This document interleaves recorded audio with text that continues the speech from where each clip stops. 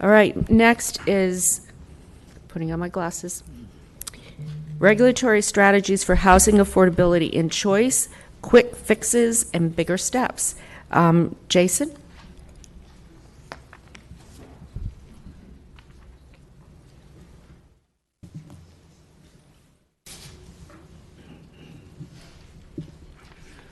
Good afternoon, Jason Harden with Planning and Development. So Council had asked us a few meetings back to take a look at some of these affordability related steps that as a city that we can take to look at some of the regulatory barriers to affordability in the city. Obviously, it's a key issue citywide, a lot of discussion about how to provide additional subsidies, but the examples that we've seen from other cities across the country that have tackled this issue tell us that both subsidies and a look at some of the regulatory barriers to affordability are necessary solutions to take place at the same time. So I have several specific actions that can address, again, what we've called the low-hanging fruit here. But I also want to talk through just a little bit about the background of this. I think sometimes it's not very obvious, the relationship of zoning to affordability and sustainability to a lot of people. Sometimes people hear some suggestions like these and think, well, density for density's sake. But in fact, there are some significant barriers that zoning can provide. Over time, zoning has often been used to exclude as much as it has to include. So in a sense, this is an opportunity to turn that on its head and look at ways where we can address these barriers. It's something we hear about a lot. So right now, we're in the process of planning for land use and housing around our bus rapid transit system. And as part of that effort, we've asked this question pretty explicitly, and people have told us that they really want to be able to have the chance to live in a walkable place with transit and amenities nearby, but often they're not able to because the housing types they're looking for just don't exist, or they're out of reach in terms of affordability. And people have told us again that they are happy to consider a trade-off in a sense, a smaller housing unit, a different housing type, in exchange for the ability to live in these places where there's high levels of opportunity and walkability. And in fact, many people don't regard it as a trade-off at all. That's the perfect type of housing for them, a duplex, for instance, or a townhouse. So these are some of the bigger picture issues that these low-hanging fruit are designed to address. And what makes something low-hanging? Well, the way we're looking at it is something that generally respects the existing scale of residential neighborhoods, doesn't create a sharp change, and yet does allow some additional housing opportunity and choice. And that's why these kind of strategies have increasingly been used in cities and communities across the country, and I think are going to be a very common strategy in the years to come. So I'm going to talk just a little bit about the missing middle. The bulk of these strategies are what we would call a missing middle strategy. So for some, I know this is a new term, but the idea is actually pretty simple. It's a traditional housing type, duplex, triplex, quad, a small apartment, in essence, a townhouse that are found throughout our city, especially in older neighborhoods, but are gradually being lost because many of these existing examples aren't legal, and it's certainly not legal to create new ones in these neighborhoods. So over time, they're gradually replaced by larger detached single-family houses. That's because there's right now basically a gap in our development code. On one hand, you have residential districts, R6 and R10, that they ensure that relatively residential scale, I think that most people have in mind when they talk about the character of a neighborhood, but either they outright don't permit these missing middle types, or because of density limitations, they're effectively not something that anyone would ever build. On the flip side, in our mixed-use districts, RX, OX, 3 stories or more, you can certainly build a duplex in that kind of a district, but no one ever does that because it's simply not going to provide the return on investment. And from a policy standpoint, those are areas where we desire as a city to have the highest levels of accessibility because there are high levels of walkability and opportunity in those districts. So there's a gap in the middle that is in large part what we're talking about today. So one great thing about the strategy is it's pretty easy to envision what it looks like because in fact it already exists in older neighborhoods across the city. So you can literally find examples all over the city where you have duplexes or triplex or quadplex units, and they're not conforming because of density limitations, but are, I think, by and large, structures that people are well used to seeing in their community and don't create a great deal of, again, change if they're even distinguishable from their neighboring structures. So this is an example of just actually how widespread these non-conforming types are in the city, mostly within the Beltline, but not entirely. You've got a fair number in North Raleigh as well. And what we've seen actually in looking at the numbers in recent years is the numbers are dropping. Again, that's because of that gap that I talked about, where in some districts they're just not possible anymore, even though they exist in those same districts. And then the incentives in places where they are allowed are to provide some additional housing beyond these modestly scaled houses. So big picture, how does this affect the question of housing affordability? Well, what we're seeing as Raleigh grows, other cities grow, add opportunity. People are moving to Raleigh and other cities that are adding jobs and that are welcoming diverse places. Well, they're having a hard time finding a place to live. They're looking further and further out, and that means commutes are longer. And what that does is it creates an especially large premium on places that are close to opportunity and allow people to short circuit that commute and maybe even walk to where they want to go for a lot of trips. So those are the kind of places, and again, I mentioned the process of planning around transit, that we didn't make an awful lot of in Raleigh over the last several decades. This is just not how our city grew during that time. So the places that we do have that fit that description are in extremely high demand. So the land values are getting higher. And so a given parcel in R6 or R10, let's say, the most high value use there under our current zoning is typically going to be a very large detached house. And so that's what we see in many of these neighborhoods. The only way to provide an alternative is to spread the cost of that land. It's the fundamental land value that's high. Land value is created by access. It's meaningless of itself, in and of itself. Land has high value because it's close to things that we want to get to: jobs, parks, shopping, amenities.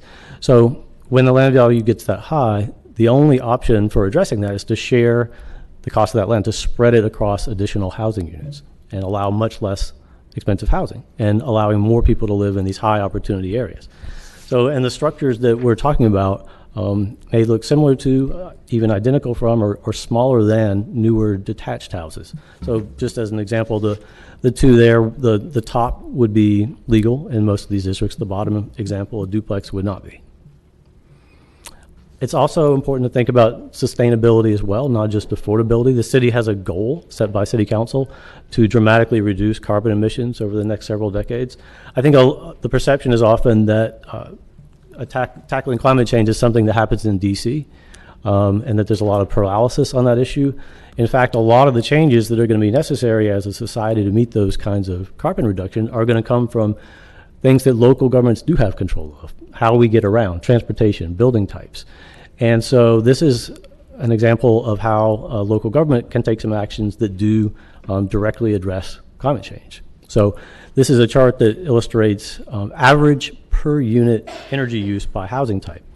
So because these missing middle types share walls or ceilings in some cases, they tend to be more efficient because they are more likely to be constructed in walkable areas near transit where the land value is higher. That means they're likely to generate fewer vehicle and more walking or transit trips. So overall, the carbon footprint being lower, and this being something that it will be very difficult for Raleigh or the country as a whole to address these questions without looking at some of these land use issues at the same time. So that's the background, and now I'll walk through quickly some of the specific low-hanging fruit strategies that we've identified. So one is townhouses. Jason, hold on just 1 second, okay? Yes. I'm going to ask everybody to wait until you get through the presentation before we ask questions. We'll start, we'll go through it, and then we'll go back to one. And if you could go through the low-hanging fruit and the higher-hanging fruit, and then we'll revisit, okay? Great. So I just have a few of these. The first is townhouses in R6. So townhouses are permitted in R6 currently. However, there's some pretty extensive restrictions on where they can be used in that R6, that's residential 6 units to the acre district. So it's only on sites that are 10 acres or more, and there's some pretty significant requirements on top of those.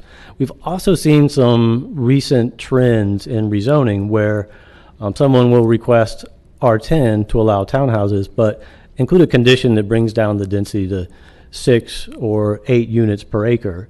And that's been a request that in many cases has been successful. So I think that indicates that both there's a desire for people to live in this kind of product in townhouses at a relatively low density, and a general acceptance of this kind of concept from our CACs and in many of our neighborhoods. So similarly, but could be a separate action, would be looking at what I call an efficiency or affordability bonus. Again, looking at the townhouse building type. This is because townhouses are often outcompeted for land by larger detached houses. So if I have a piece of land on which I could have, say, 4 detached houses or 4 townhouses, often the choice made by someone developing that property would be for the detached houses, which is fine, but it doesn't necessarily reflect some of the advantages that we also talked about that townhouses could provide. So the concept here is to provide a pretty modest bonus density for townhouses in R6 or R10, small enough that I think it would be actually visually very difficult to perceive that difference, but enough to allow some additional housing opportunities in these areas. Duplexes. So duplexes are allowed in residential districts for the most part, but require, I think this is something that's not well known, twice the land. So in an R10 district, let's say I have 2/10 of an acre.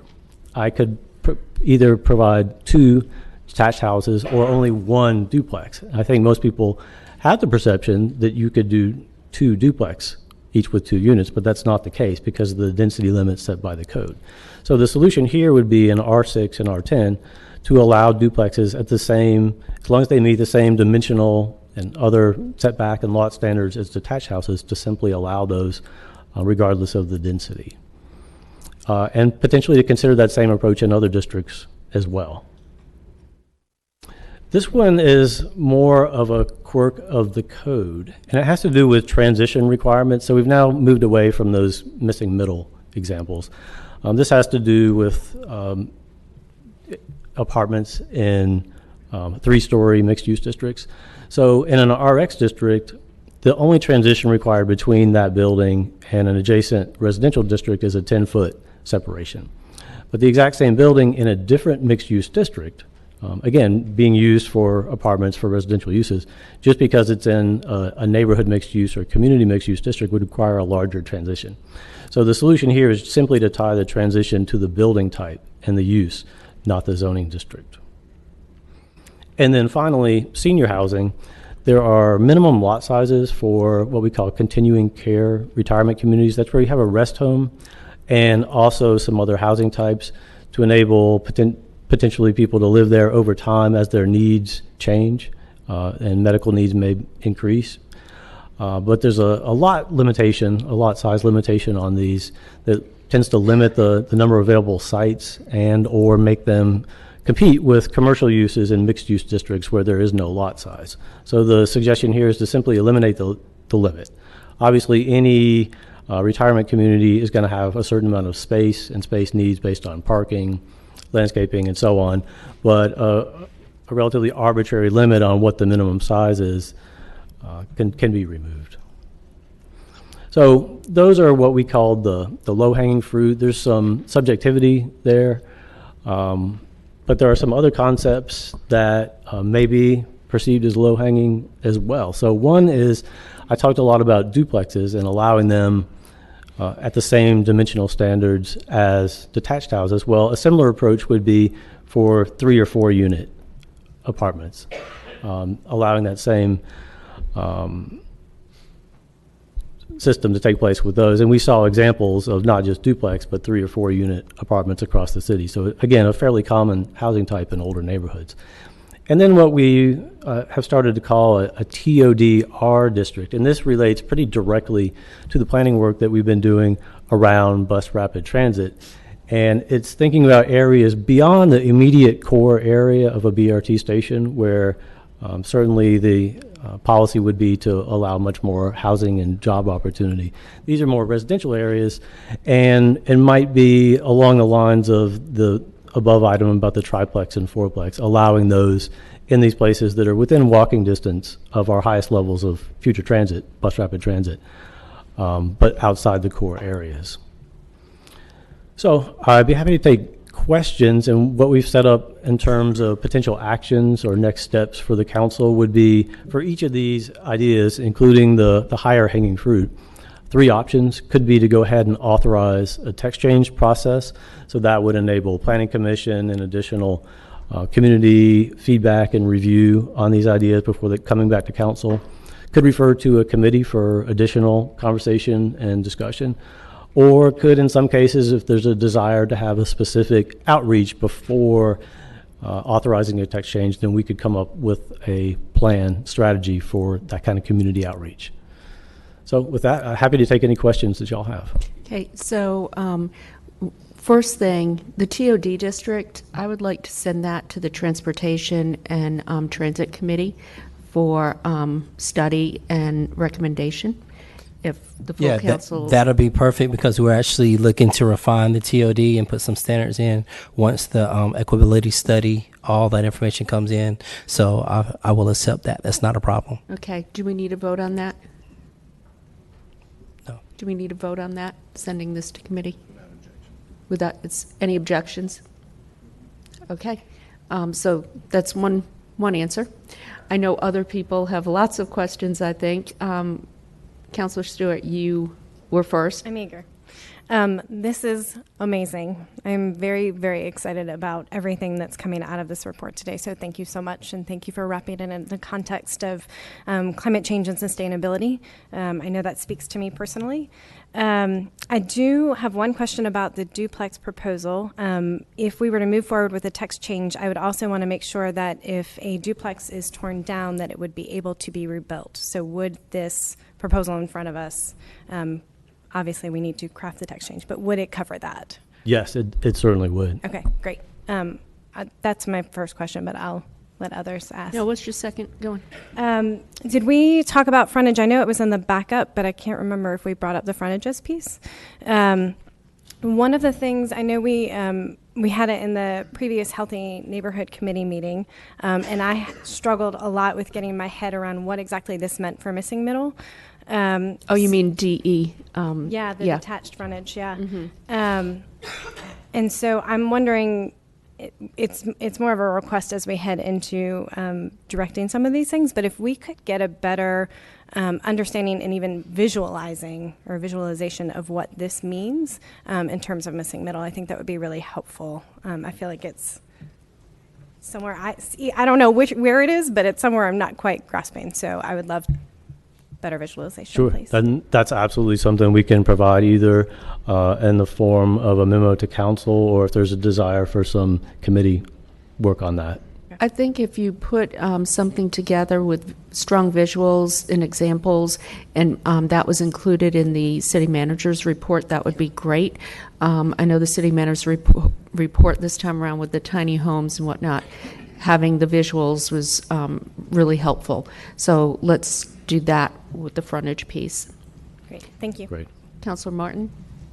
Okay. I know in the backup material, R2 and R4 were mentioned, but they're not in this presentation. I just want to make sure, as far as the text change, are we strictly talking about R6 and R10?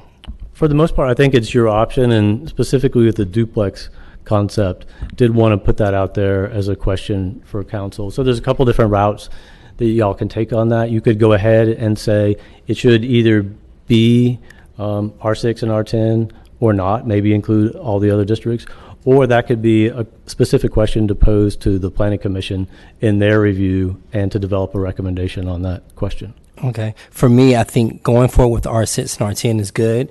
Excuse me. As far as R2 and R4, I would have some questions about lot sizes, and probably at that point putting some minimums in, because some R2s are tiny and and some aren't. But I just want to, that would be the part of the conversation I would want us to have if those two were considered. But as long as we keep it as R6 and R10, then I'm fine.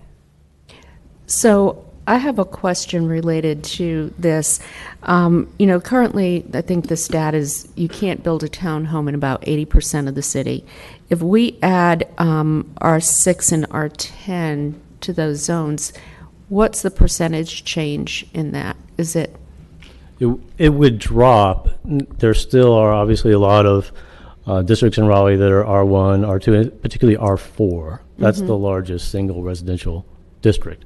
So it would not, at least for townhouses. So it's not going to move the district. needle much? A little? There's a substantial amount of R6 that this would affect.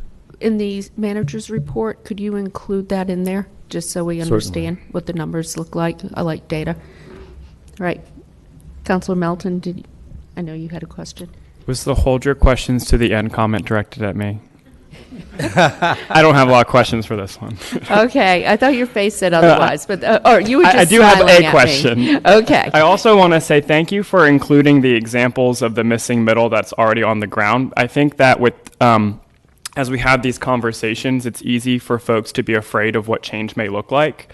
And the reality of it is that in a lot of our neighborhoods, our older neighborhoods that have a lot of character, we have a lot of these missing middle housings already on the ground.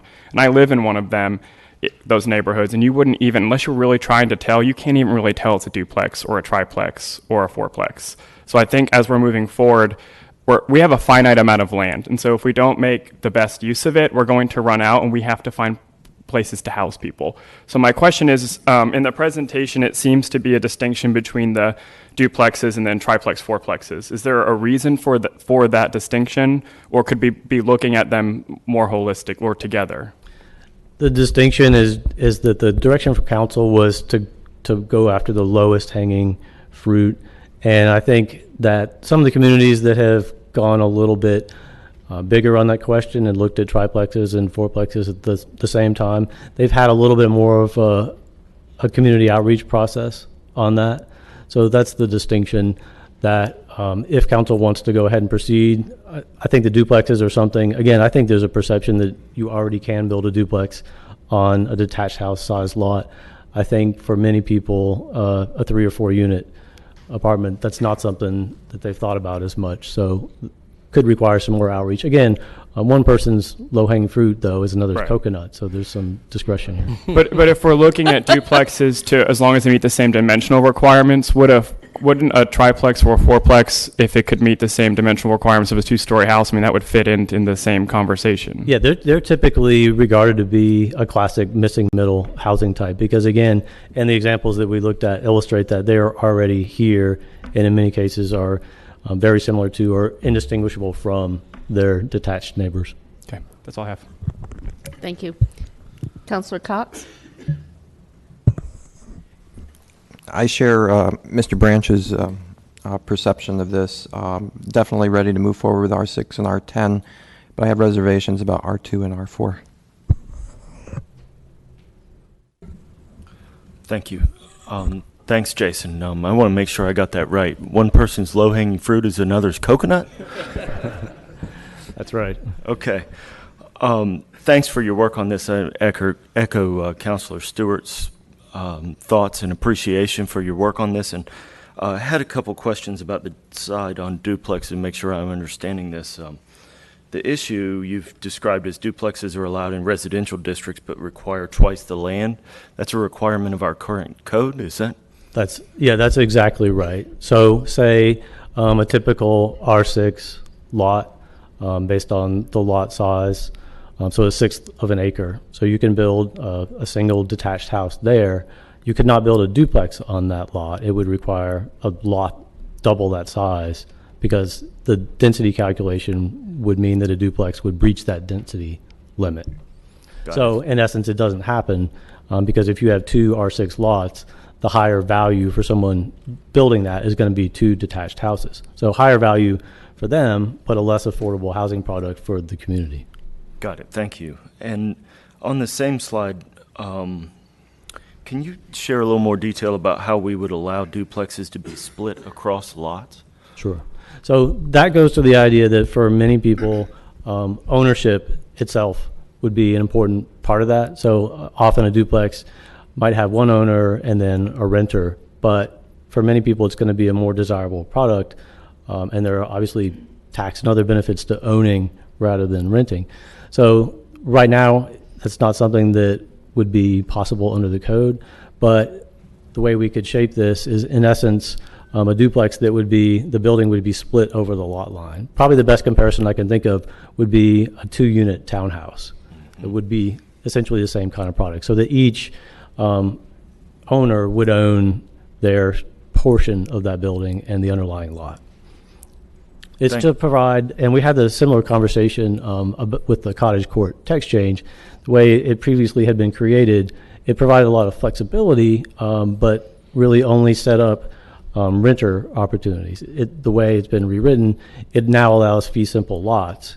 So there's a choice. It could be developed either with rental units as part of a larger court, or with individual fee simple lots, if that's something that's more appealing to people. So the same kind of approach with the duplex as well.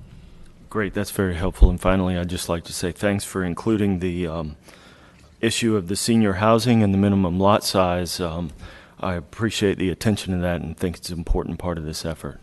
Thank you, Mayor. Thank you. Councilor Knight? Yeah, thank you. I also just want to say thanks to the staff for working on this, and also for the mayor for pushing this forward. I think a lot of us have been talking about these issues at least since last summer, and we're talking about them because this is what the citizens want, this is what our residents want, and I think it's what most Americans want. And we got to think like that because we're out there competing for talent, and we're in competition with the rest of the cities out there. And this is when I talk about thriving city is good for the environment. This is what it's about. It's about affordability. It's about sustainability. And these lead to that. I mean, this is part of our climate strategy, is this type of development, and that means it's sustainable. So I appreciate the work on it, and I look forward to working with the council and the rest of the city to bring these items and issues to fruition to continue allowing our city to thrive. Thanks. Okay, thank you, everybody, and thank you to the staff. And I also want to thank the community. This has been in discussion since I was on the council 3 years ago. So different facets of it. So I'm excited to get moving. A lot of us heard about housing affordability and the spectrum of housing throughout the entire campaign. So what I'd like to do right now is just start with the first option, and then work our way through and go from there. So I don't know if anybody wants to make a motion to start things off and provide direction to staff. I'm ready to make some motions, but I want to hog the spotlight. I'll jump in. Okay. I see Jonathan. So why don't you just go ahead and lead? But Councilor Stewart will lead. Go. So starting at the top with townhouses by right in R6, I'd like to move that we authorize staff to draft a text change to move on townhouses by right, actually in R2, R4, R6, and so on. Second. Okay. All in favor? Aye. Aye. Opposed? No. So that is 7-1. Okay. Efficiency bonus for townhouses. This is the second item. Go ahead, Milton. I don't know how to do it, so someone else do it. I move that we authorize staff to draft a text change regarding efficiency bonus for townhouses. Second, I know how to do that. Second. All in favor? Aye. Aye. Opposed? Okay, that passes unanimously. Allow duplexes. And let me just clarify, Councilor Stewart, you had asked that by addressing this issue that when a duplex is torn down, because I've seen this happen over and over again, especially on Canterbury Road, duplex, triplex, quads are all being torn down, and now it's just massive McMansions when that was all missing middle housing. It kind of breaks my heart. But I just want to make sure if somebody does that, they can replace it. Right. We'll make sure that that's included. Okay. All right. I move So that you want to roll? Yeah, sure. I move that I would love to do these all at once. I move that staff that we move to authorize staff to work on a text change to allow duplexes by right throughout the city. So, Throughout the city. R2, R4. okay. Just duplexes. Second. I have my concerns, but I'll let y'all. We- I mean, my concerns is really when we look at R2 and R4, what are those lot sizes? That's something I think needs to be really looked at, and that we may need to have a lot minimal, especially when we talk about R2 in particular. So that's that's the reason why, I'm willing to add a friendly amendment that to your motion that before the friendly amendment is that we also engage and look at what a appropriate lot size would be for anything within R2 and R4 for a duplex. So I don't know that we need a friendly amendment on that. I think staff, that's the direction from the council table. If you could incorporate that in your, as you move this forward. Can that? We can. Okay. We'll make sure that's part of the planning commission, the report that they see and the analysis that they look at. And can you do that for those townhomes too, the one that we passed first? Okay. Yes. Okay. All in favor? Aye. Aye. Opposed? No. 7-1. Aligned transition requirements. I'll make a motion to approve. Second. All in favor? Aye. Aye. And then facilitate senior housing. I'm going to leave this to you, Mr. Buffkin.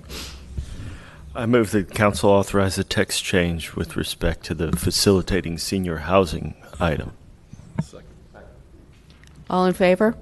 Aye. Aye. Opposed? Okay. And I was going to say, just so everyone's aware that we're authorized them to work on their text change. This still will come back before council. We'll still have public hearings and Yes. inputs on all of these items. So we're asking staff to come back with the data and the information so that we can see how it looks going forward. I have one question. So these were the low-hanging fruit. Are you going to jump to the coconuts? I mean, it was good. Yes, I'm not done. I also would like to have a discussion about triplexes and fourplexes when we look at duplexes. And if you could make that a separate text change, because I feel that that might need more outreach and discussion. And I don't want to hold up the duplexes. So that will be a motion. Second. All in favor? Aye. Opposed?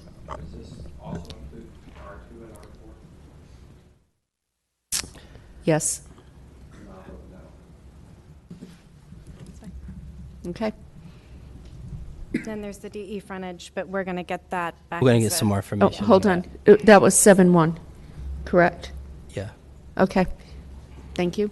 So with the detached, we'll put that in an upcoming manager's report with some visual examples of what that could do. And I think going forward, including visuals in your reports is really important. I think that was really helpful. I'm one of these kind of geeky people who actually walked around my neighborhood with my dogs and was taking pictures of all of the missing middle housing. And it's amazing to me how much is there. No, he stole them. Yeah. But it really, this is housing that exists. It's housing that was built in the 1930s and 40s. Before we had 1950s zoning laws. They exist in some of our most desirable neighborhoods, and they actually add to the character. They don't detract from the character. So I'm excited to begin this journey, and we'll let you get through the low-hanging fruit before we start on the higher, much higher hanging fruit. Thank you. Great report. Thank you. Third, we have